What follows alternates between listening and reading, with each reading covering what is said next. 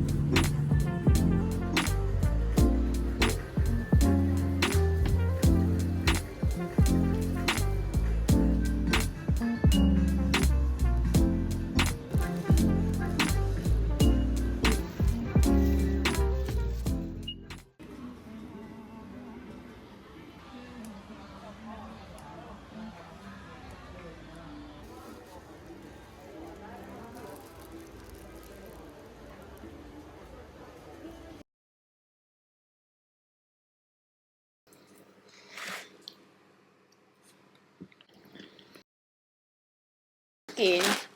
เราได้ของตกแต่งมาเดี๋ยวตอนเย็นจะตกแต่งอีก2 รอบ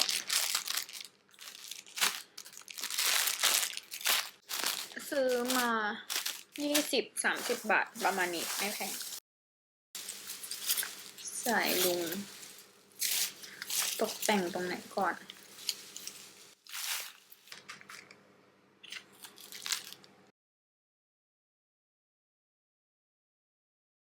เดี๋ยวไว้ลองทำบ้างดีกว่า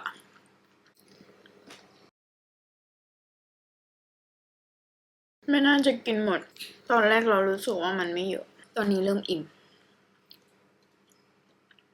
เดี๋ยวเราจะมาทำขนมค่ะเป็น DIY จากบ็อกกี้เราซื้อมาเมื่อตอนบ่ายมีช็อกโกแลตมีบ็อกกี้มันจะมีแม่พิมพ์อยู่2 แบบนะคะมันจะคลักกันเราต้องมาลุ้นเองว่าจะได้แบบได้เป็นคริสต์มาสว่าจะไม่ได้เป็นแบบต้นคริสต์มาสแล้ว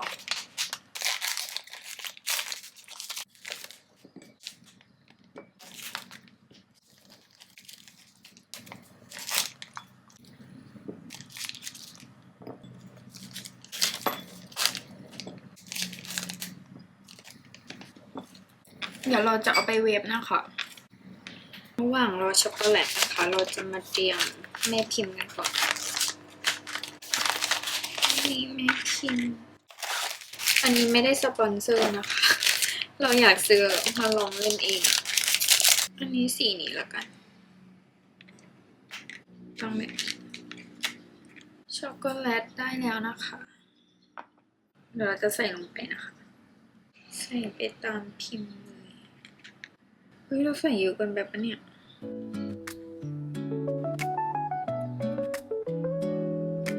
มันดูเละๆมากเลยอะ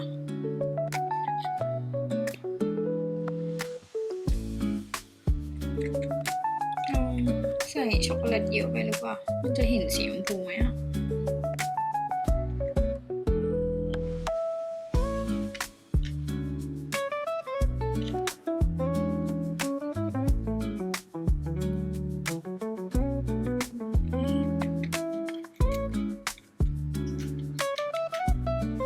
เสร็จแล้วนะคะเดี๋ยวเราจะเอาไปแช่ในตู้เย็นไม่รู้ว่ามันจะออกมาเป็นยังไง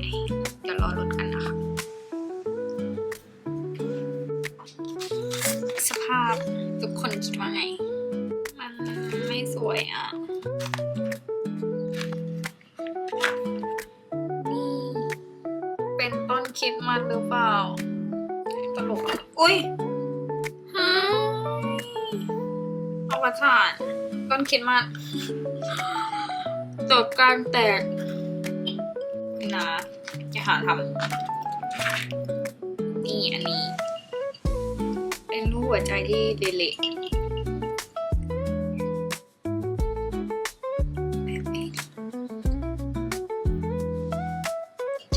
มันก็ได้ประมาณนี้เดี๋ยวเราจะทำซุปกิมจิเตรียมไว้ก่อนเดี๋ยวตอนเย็นก็ค่อยอุ่นอีกรอบอันนี้ใส่น้ำมันงาใส่กระเทียมใส่หมู3 ชั้น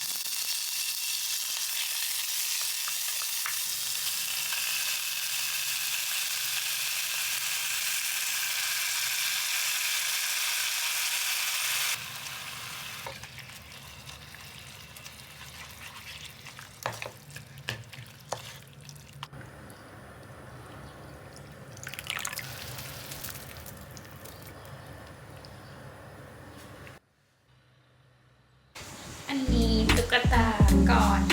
ท็อปซี่น้องบอกว่าให้เอามาแขวนด้วยไป